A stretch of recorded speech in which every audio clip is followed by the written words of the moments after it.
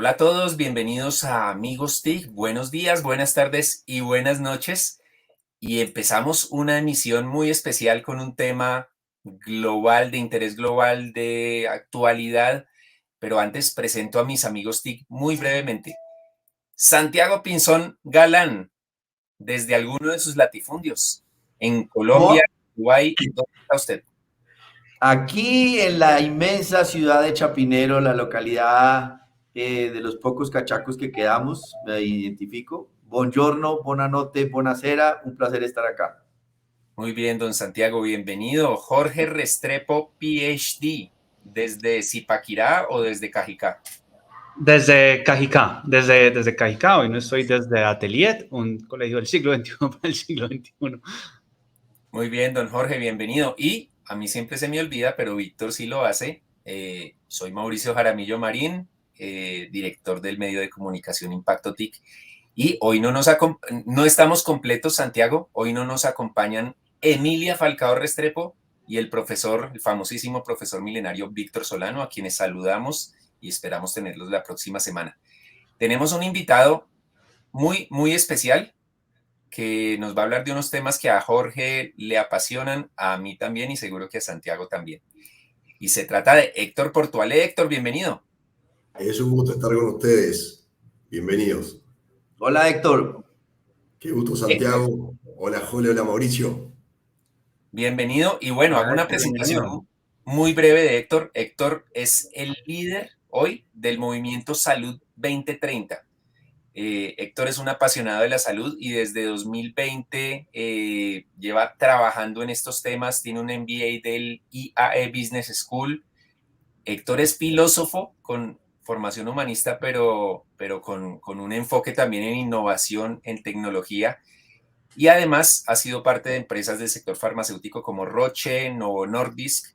Es fundador del grupo GES, Jóvenes Emprendedores de la Salud, así que es una combinación muy interesante, Héctor. Salud, filosofía, humanismo, tecnología, innovación. Es una mezcla medio explosiva, Héctor. ¿Cómo es eso? Primero y bienvenido de nuevo. Gracias, Mauricio. La verdad que para mí se resume de una forma muy simple que es, si vos querés ayudar a la persona, tenés que entender todo lo que le afecta. ¿Viste? Y cuando vos ves que en salud, algo que me apasionó siempre de trabajar en el sector salud es que todas las decisiones van al corazón de lo más importante, que es cómo cuidar nuestra vida. Entonces, todo lo demás se tiene que alinear a eso. Y cómo tenemos, ¿viste? Alineamos los recursos, la infraestructura, todo, para poder responder mejor a las urgencias de salud es lo que me apasionó y lo que me tiene hoy coordinando el movimiento a nivel global, que con mucha ilusión es algo que nació en Latinoamérica, o sea, que es algo hecho en Latinoamérica para latinoamericanos, pero al mismo tiempo ella tiene un impacto global, generando también propuestas en otros 5 continentes, así que es algo de lo que estamos muy orgullosos y la verdad que Colombia tiene un pedacito especial en eso, porque en Colombia el movimiento generó unas raíces muy fuertes y hoy estamos en una fase bastante avanzada para generar soluciones, viste, que puedan en serio traer innovación al sector salud, donde hay muy buena carne, digamos, ¿no? En el asador hay muy buen potencial, así que estamos muy contentos de lo que se viene haciendo y feliz de charlar de eso con ustedes hoy también.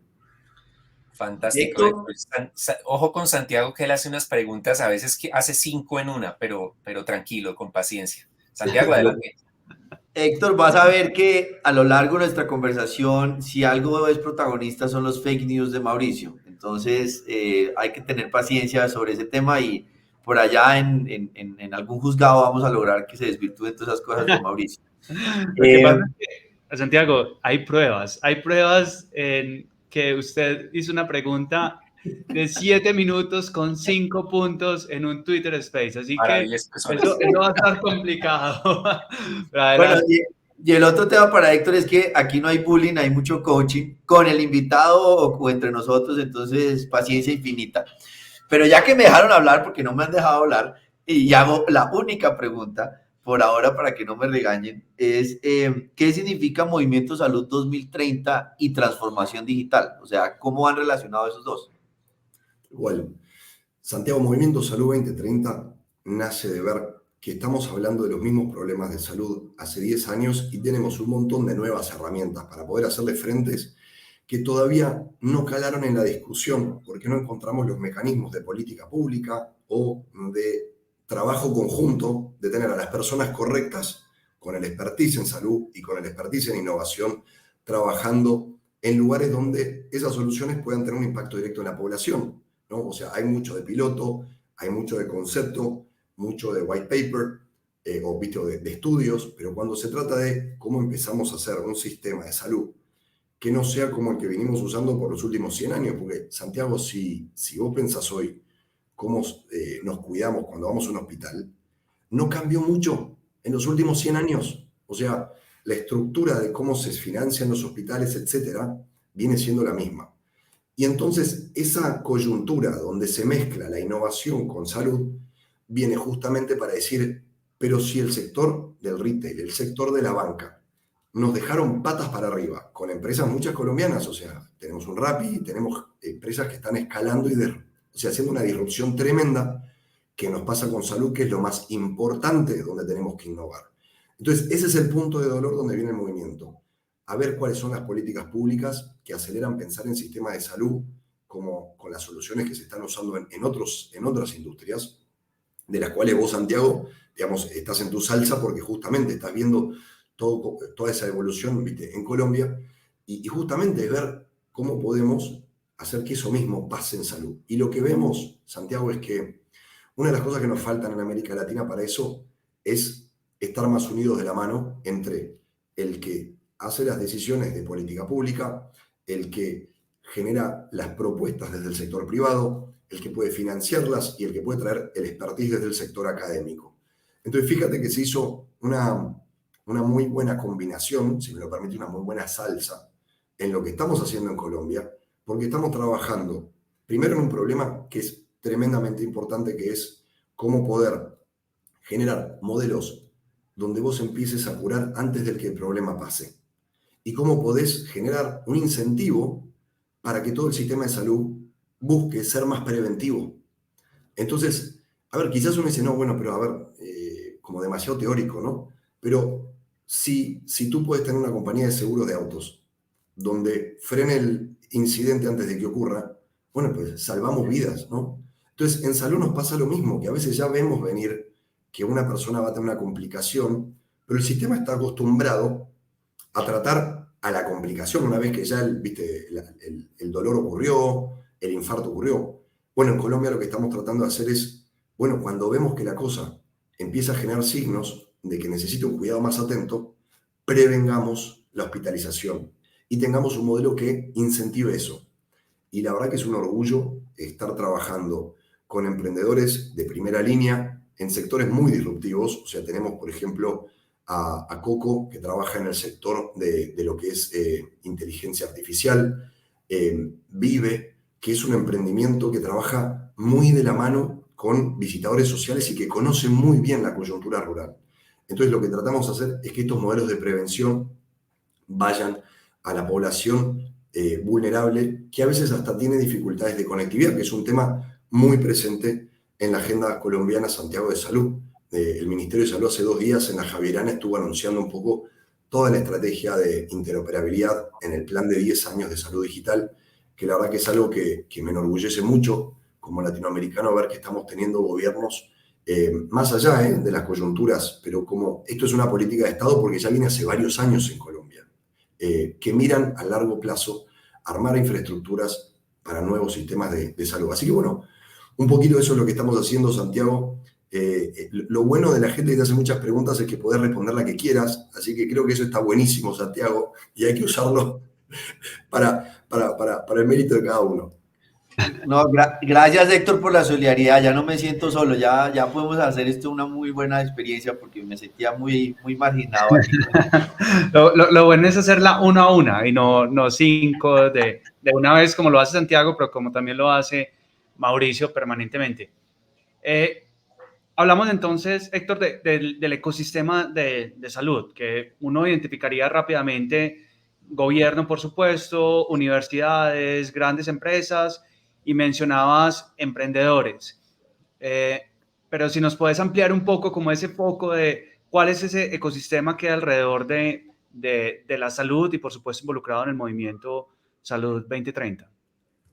Tal cual. Buenísimo el punto, Jole, porque, o sea, estamos trabajando con emprendimientos que implementan estas soluciones en prestadores de salud, en EPS e IPS, y la verdad que es un orgullo estar trabajando con CoSalud, con Promonorte, con Roosevelt, y también estamos trabajando con Promocosta y los que dan apoyo con una tremenda experiencia, tanto como del sector académico, pero también de una experiencia clínica muy fuerte, son la Clínica Roosevelt y la Fundación Santa Fe.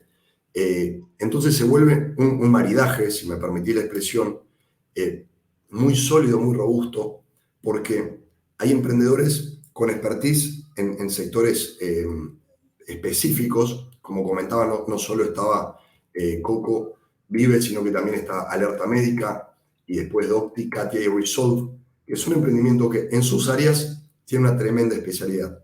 Y lo que hacen al combinar su expertise en un proceso muy metódico de primero definir muy bien el problema, validar cuáles son las hipótesis para hacer testeos. Hoy están empezando, mientras nosotros estamos hablando, a hacer testeos de estas soluciones en prototipos con alrededor de 100 usuarios, para después poder llevarlos a otra fase de 5.000 y que ya la solución después esté validada, ¿no?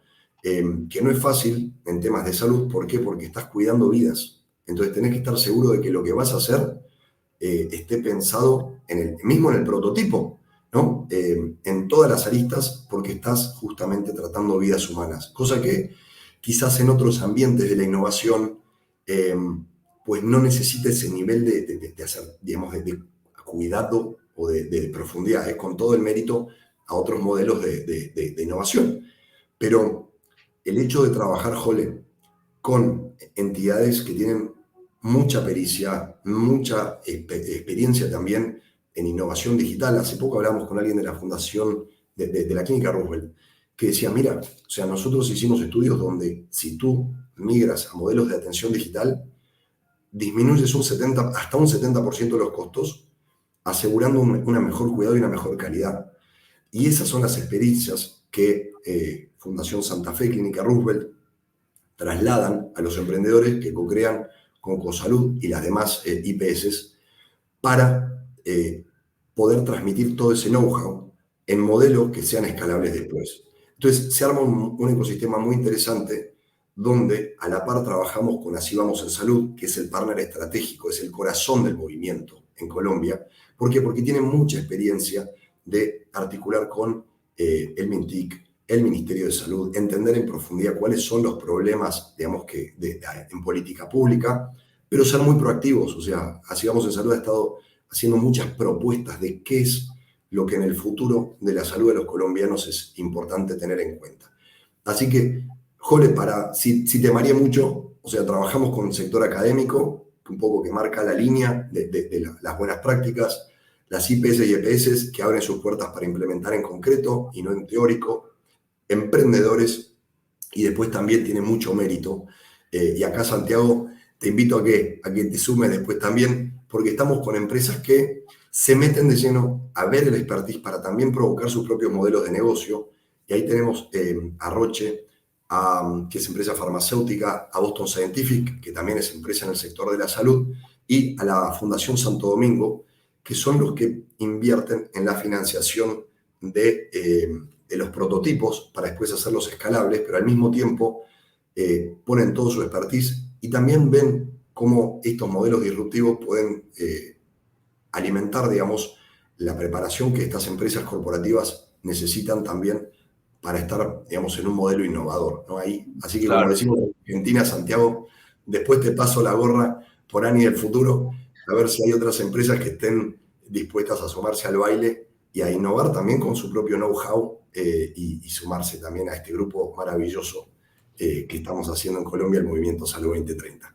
No, me parece valiosísimo y oportuno porque creo que todos somos conscientes de la aceleración digital que se dio por el COVID. Muchas compañías, muchos actores del ecosistema realmente reaccionaron, otros todavía les falta mucho en términos de cambiar la mentalidad, pero digamos que el ecosistema HealthTech tiene una maravillosa oportunidad en este momento, tiene todo por sacarle provecho y ahí viene esa capacidad de lo que ustedes están liderando. Y esa era mi siguiente pregunta. Cuando hablaban de la prevención, de pasar a un 70%, lo que puede ser en términos de impacto, pues, si eres digital, ¿cómo está el talento? ¿Cómo hacemos para que ese talento también tenga una capacidad? Porque una cosa es el que ya es médico, el que ya es enfermero, el que ya es del sector farmacéutico, y otro es el talento que necesitamos que vaya a mejorar ese ecosistema en cuestión de 3, 4 años. Un gran ejercicio puede ser que un colegio del siglo XXI para el siglo XXI empiece a impulsar ese tipo de cosas, pero otra es cómo reaccionamos para que ese talento pues tenga una mayor apropiación tecnológica en su formación y no sea algo que le toque de un momento a otro por una circunstancia en pandemia entrar a manejarlo. Santiago, es un temazo el que vos pones, porque detrás de cualquier innovación tiene que haber equipos que la lleven, digamos, hasta los niveles más, digamos, más específicos y más concretos. Y en los temas de salud lo que nos pasa es que vos tenés mucho conocimiento, mucho expertise en un médico que estudió años, y de repente lo que le pedís es que empiece a usar todo ese expertise, digamos, en plataformas digitales y que se vuelva un técnico, digamos, en cómo cargar información, códigos, enlaces. Y entonces lo que nos pasa es que vemos que es como que tenés que, en muy poco tiempo, combinar dos expertise de una manera muy rápida. Y en el mundo se han hecho distintas cosas para poder hacerlo. Una es complementar por un tiempo, poniendo al lado del médico, equipos técnicos, digamos, que puedan, por ejemplo, subir toda la información que el médico genera en una consulta a la red, a las historias clínicas electrónicas, que es un modelo de traspaso, digamos, para evitar un shock. Entonces se le pone a alguien al médico al lado para que pueda ir haciendo esa transición. En otros, pero el foco siempre va a estar en que necesitamos nuevas capacidades.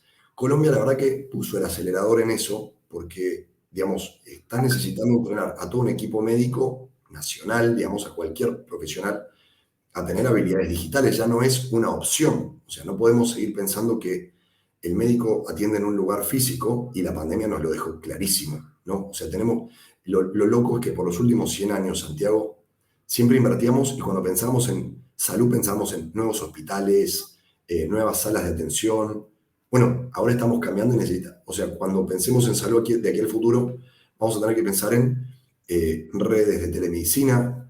Y para pensar en lo que es el talento, en Colombia, primero a nivel nacional, el sector público generó nuevas carreras, incentivando a que se generen nuevas habilidades digitales. Entonces creo que eso primero es muy importante, porque implica que detrás de eso tenés un conocimiento profundo de cuál es la currícula que tienen que tener las nuevas habilidades, y también ofrecer los espacios para que esas capacitaciones se den, cosa que en otros países no está dado de una manera tan clara y tan formal.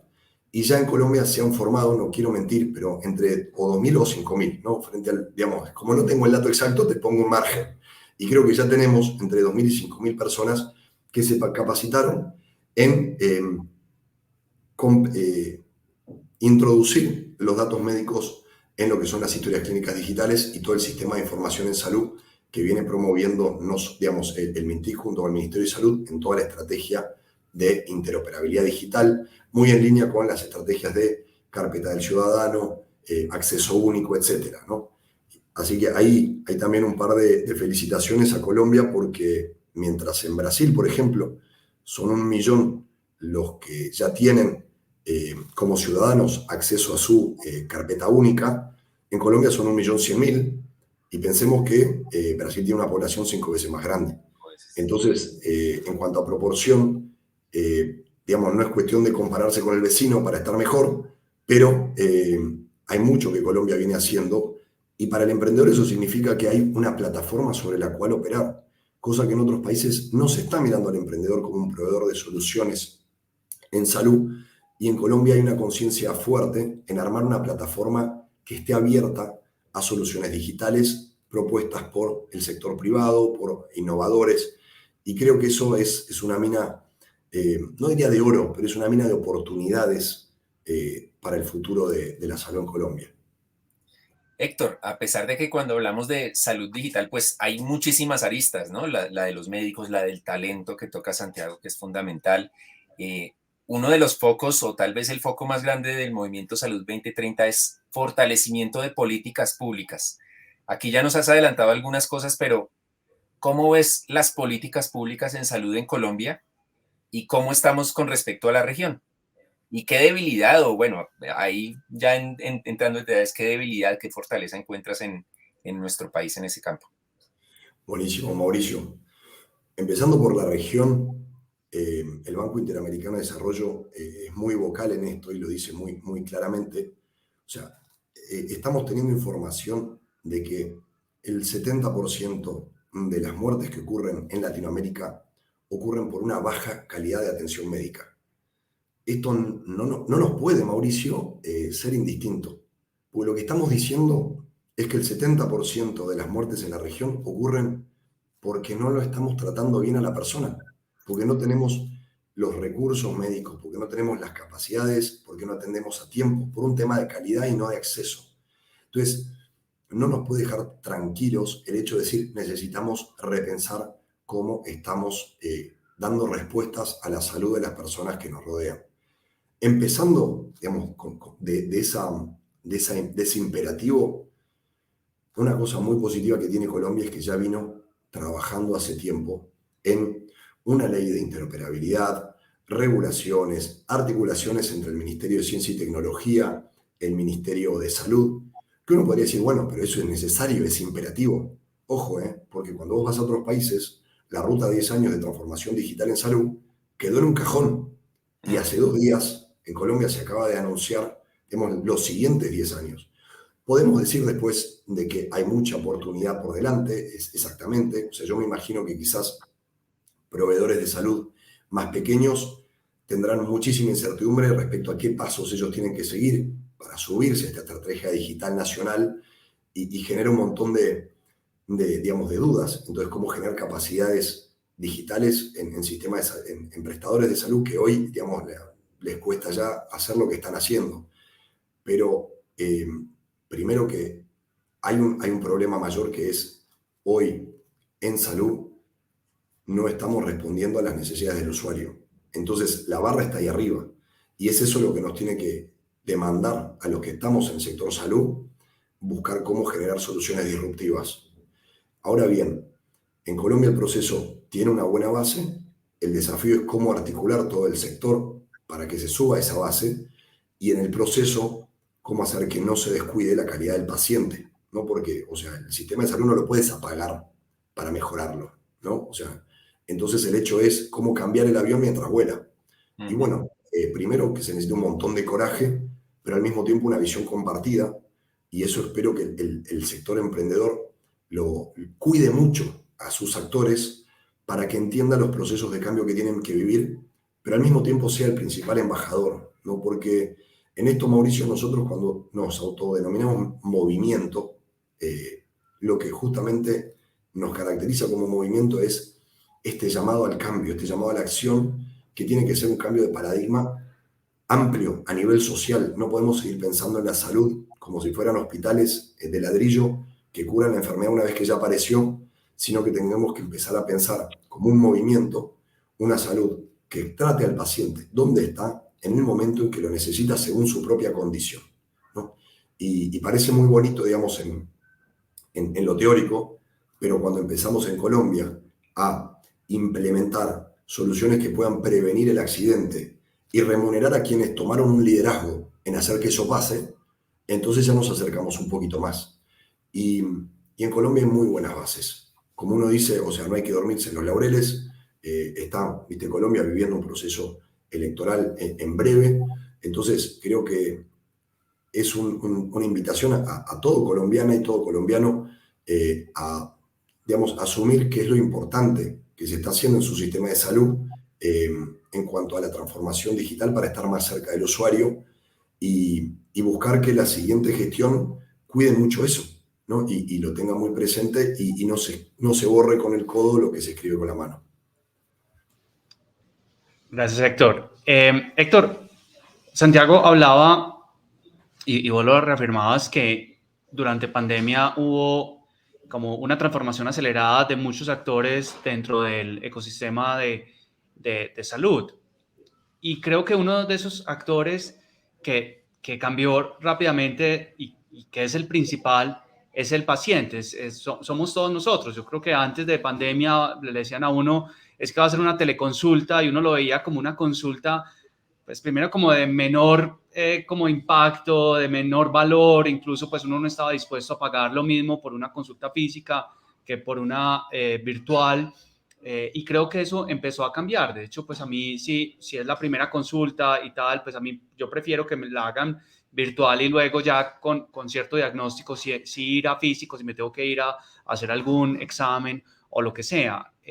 ¿Cómo estás viendo vos esa evolución del paciente y qué esfuerzos están haciendo dentro del movimiento 2030 para esa transformación de las mentalidades de los ciudadanos? Jole, lo que vos mencionás es muy fuerte porque en salud se denomina alfabetización digital en salud. Y cuando, a ver, si a mí me dicen, no, no, no, es que necesitas alfabetizarte digitalmente, casi que uno lo toma como un insulto, ¿no? Porque es como que dice, espérate, espérate, pero me estás diciendo que tengo que volver a la primaria. Y el tema que nos pone la innovación es que hay muchas cosas que tenemos que aprender de cero, más aún cuando no somos nativos digitales, ¿no? Y ahí nos pasa a muchos, ¿no? Que nos pone en offside cuando vienen nuestros sobrinos diciéndonos que si les damos bitcoins para Roblox, y ya nos dejaron perdidos en la primera frase, ¿no? Pero como usuario necesitamos acostumbrarnos a que en vez de hacer una fila o sentarse en una silla por 3 horas para esperar a un médico, la dificultad no va a estar ahí, sino que la dificultad va a estar en, a ver, necesito tener batería, buena luz, cámara, conectividad para cuando haga mi consulta médica, y asegurarme que la alarma me lo recuerde cuando si ya la tengo premarcada. Y son cosas que uno dice, antes no estábamos acostumbrados a tener en nuestro lenguaje diario o en nuestra programación, pero la verdad es que sí, necesitamos una alfabetización digital como usuarios de un sistema de salud. O sea, y en eso yo creo que una de las cosas, Jole, que nos pone el paradigma digital es que venimos de un contexto donde necesitamos enfatizar mucho nuestros derechos, y venimos de una época donde se fortaleció mucho la concepción de los derechos que necesitamos. La digitalización te lo pone sobre la mesa y dice, ahora puedes tener, digamos, la comida que quieras en el teléfono, viste, tu banco en un clic. O sea, se ampliaron muchísimo el acceso a los derechos a través de la digitalización, pero te pone un desafío, que es también las obligaciones, porque ahora sos consciente de que puedes elegir más cosas, pero necesitas tener mucho más cuidado de tus niveles de colesterol, tu nivel de ocio, etc. Entonces, creo, Jole, que lo que nos pone como dilema en esta alfabetización digital es que tenemos que tener mucho más en cuenta cuál es la responsabilidad de todo este acceso ampliado que nos puede tener, digamos, el acceso a una consulta médica, que nos va a exigir mucho más que tengamos adherencia a los tratamientos, porque entonces el médico va a poder actuar sobre la información. Entonces, si está viendo de que efectivamente ya se nos diagnosticó, vamos a poner un ejemplo, digamos que teórico, ¿no? Que tenemos un riesgo cardiovascular y tenemos que hacer ejercicio todos los días. El diagnóstico está clarísimo. Ahora, si con las herramientas digitales vamos a poder ver de que no estoy haciendo ejercicio, entonces la pelota va a estar de mi lado, de la cancha. Entonces creo que también no es solo habilidades digitales técnicas, sino también que un empoderamiento del usuario con responsabilidad, porque vamos a tener mucho más datos que antes que dejan en evidencia qué estamos haciendo nosotros por nuestra propia salud. A ver, Jole, es un tema que, opa, que da para largo, ¿no? Porque Claro. de bienestar, de salud, visto de una manera diferente. Sí, pero que nos llama a todos. Todos hacemos parte del ecosistema de salud, como todos hacemos parte del ecosistema de educación y otros, y tenemos que saber que tenemos derechos, pero también responsabilidades frente al sistema. Muy bien, Héctor, hacemos una breve pausa porque tenemos a Jorge que nos da un dato y no podemos dejarlo, si no después tenemos problemas. Bueno, muchas gracias, Mauricio. Estamos hablando hoy de Health Tech, pero mi dato es de EdTech. Y además, afortunadamente, pues cada vez se posiciona más esto que se llama el X-Tech, Health Tech, Ujú, PropTech. todo. Eh, bueno, ya me extendí un montón y no daba el dato. Bueno, el dato viene de Holon IQ y del Banco Interamericano de Desarrollo, que hicieron un estudio muy bonito sobre el ecosistema Health Tech a nivel mundial e hicieron zoom en Latinoamérica e identificaron más de 1.500 startups en el ecosistema EdTech, de educación y tecnología. Repito, más de 1.500 startups en Latinoamérica, y las cifras de inversión también empiezan a ser muy interesantes y creciendo a buen ritmo. Entonces, ese es el dato de hoy, 1.500 startups en EdTech en Latinoamérica. Ojo al dato, don Jorge, muy bien. Ojo al dato, ojo al dato. Sí, me estaba al principio yendo a un ojo al dato de Santiago, ya con Pero es que duran editorial y 45 todo, minutos. pero bueno, afortunadamente tuve una voz interior que me dijo, ojo, ya te estás pareciendo a Santiago Pinzón. Pregunta cortica para respuesta cortica, Héctor. Movimiento Salud 2030 nació en 2020, no sé si un poquito antes de la pandemia o ya con la pandemia iniciada. Y siempre en Amigos TIC y en todas nuestras conversaciones decimos la pandemia aceleró las cosas y claro, en salud, por supuesto que la pandemia hizo que pasaran mil cosas que habrían pasado en 20 años, pero esa transformación de políticas, esa innovación, ¿sí se aceleró o también hubo cosas que se frenaron por la urgencia de resolver la pandemia? Era una pregunta cortica, la respuesta seguro que es más corta que la pregunta. Sí, se aceleró. Empezamos antes y muchas de las cosas que veíamos que eran una necesidad empezaron a ocurrir por la urgencia. Decíamos, aquí tenemos que trabajar sector tecnológico más de la mano con sector salud, y a los 2 meses estábamos teniendo plataformas de telemedicina de la noche a la mañana, ¿no? Entonces se aceleró tremendamente. Para el movimiento no podríamos estar en los 23 países donde estamos hoy si no hubiera sido porque empezamos a trabajar con redes, digamos, donde lo presencial no fue un requisito previo. Y hoy estamos volviendo justamente a decir, bueno, ¿hasta qué momento lo presencial? Pero creo que en la experiencia específica del movimiento mantenemos esta plataforma de haber sido un nativo digital. Entonces eso nos permite mantener esta velocidad, y una invitación para América Latina sea que no se nos pierda esta decisión a avanzar rápido en transformación digital. Europa lo está haciendo muy fuerte, como que no quieren volver a tener otra pandemia así, y dicen generemos ahora las competencias para que no nos pase que ya nos avisaron y no nos preparamos, ¿no? Y esa es la invitación a nuestros países en América Latina, que no sea que, ay no, listo, se nos pasó la coyuntura, no hablemos más de salud. No, todo lo contrario. Hablemos ahora de salud, sigamos hablando para que no tengamos que volver a hablar de emergencia en el futuro. Héctor, pregunta cortica que es muy distinta a la de Mauricio porque él no aprende. Y es Boca Juniors, River, ¿cuál? Boca. A ver, Boca de corazón, y después viví mucho afuera, así que fue como un amigo de la infancia.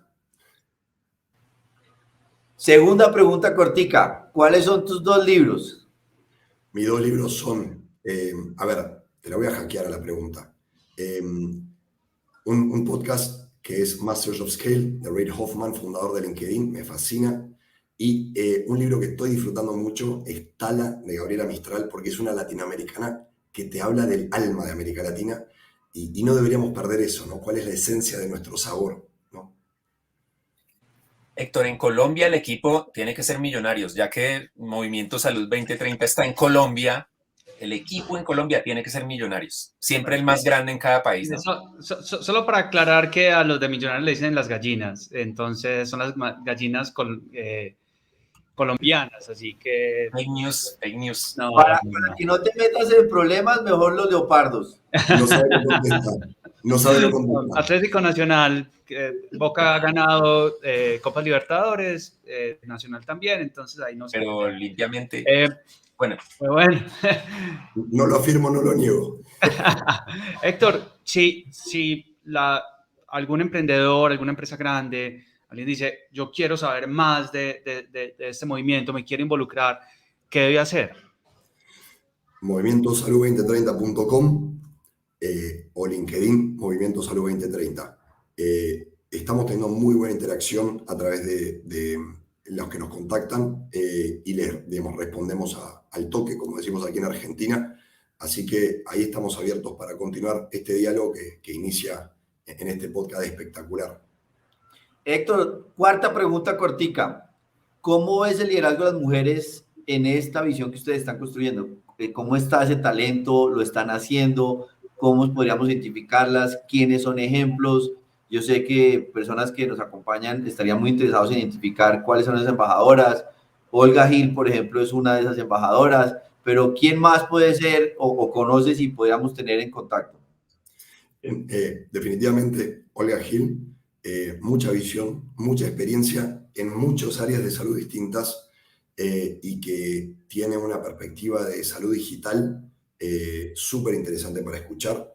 Catalina Ruiz, dirigiendo con muchísima pasión el desafío de innovación que estamos implementando en Colombia, con mucha experiencia de su docencia y al mismo tiempo de conocimiento en consultoría internacional.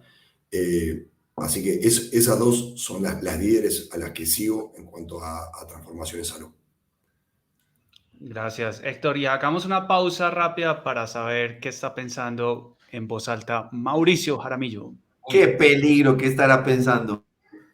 Muy cortico, muy cortico. Nos quedan unos pocos meses del gobierno de Iván Duque que en mi humilde opinión ha generado unos cambios y una aceleración en esta transformación digital del país. Con su alta consejería de transformación digital se han acelerado y se han coordinado muchas cosas, pero un reto para el próximo gobierno, alineación y lograr que el gobierno engrane. En otra emisión de Amigos TIG hablábamos de cómo Colombia es uno de los líderes en emprendimiento y de los que estimulan mucho más y tienen programas para promover el emprendimiento en EdTech, en HealthTech, en FinTech, en muchos campos, en economía naranja, pero resulta que hay palos en la rueda. Por ejemplo, la DIAN castiga al emprendedor, le pone una cantidad de líos que un emprendedor de pronto no domina todos los temas tributarios y le pone unos palos en la rueda que incluso no solo frena el desarrollo del emprendimiento, sino que muchas veces mata los sueños y mata los emprendimientos. Así que reto que esto sea de todas las entidades del Estado y no solo de las que se encargan de promover, sino también de las que se encargan de regular. La regulación es importantísima, pero por los malos no pueden pagar los buenos. Así que esa es una reflexión que podría ayudar a acelerar la transformación digital de Colombia en todos los campos, incluido la salud, como lo hablamos hoy con Héctor. Totalmente de acuerdo, Mauricio. Lo que más necesitamos ahora, verde, amarillo, rojo, grande, pequeño, lo que sea, en términos de quién es el próximo presidente o presidenta, es que la agenda de transformación digital, particularmente el tema de salud, pero toda tenga un alcance que sea realmente consistente. No es perder lo que hemos construido, porque apenas estamos empezando a como a entender qué es esto, una primera capa. Entonces, como siempre, Mauricio Jaramillo, cuando piensa en voz alta, nos ilustra. Eso es maravilloso. Pero Jorge, ¿sí vio? Hago el pensando en voz alta cortico y él hace el análisis de mi pensando en voz alta. ¿Qué va a pensar Héctor? Editorial. Pero yo también lo voy a hacer. Totalmente de acuerdo, Mauricio, porque lo que tenemos que es seguir facilitando las condiciones para el emprendimiento, entendiendo que los emprendedores podemos generar riqueza, empleo y además aportar soluciones, por ejemplo, como le estamos hablando al sector salud, pero también al sector educación y tal. Y el emprendedor y el empresario es un amigo de la sociedad y no un enemigo de la sociedad. Entonces, así hay que seguir trabajando. Listo, ese pensar en voz alta con dos editoriales complementarios, pero bueno, qué pena, Héctor. Pregunta cortica, Héctor. Me le cuelo aquí a Jorge. Ya nos habías contado que en el sitio web está toda la información. Hoy por hoy hay unos 70 expertos ya vinculados internacionalmente al movimiento. Mi pregunta es, ¿quienes se quieran vincular tienen que ser actores del sector salud o por ejemplo, un influenciador que quiera hablar de salud o un medio de comunicación como Amigos TIC o como Impacto TIC puede vincularse o empresas de diferentes sectores?